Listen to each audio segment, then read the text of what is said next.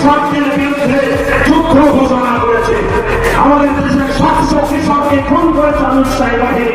প্রায় লক্ষ কৃষক ঘটনার বিরোধ হয়ে আত্মহত্যা করছে দিনের গায়ে।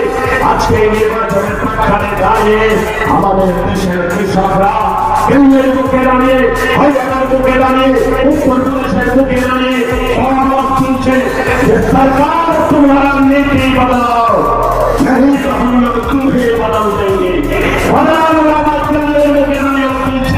हमारे देश के কৃষকরা লড়াইয়ের সঙ্গে সাথে দেশের কৃষকদের লড়াইয়ের সঙ্গে সাথে বামপন্থী আন্দোলন চালিয়েছে।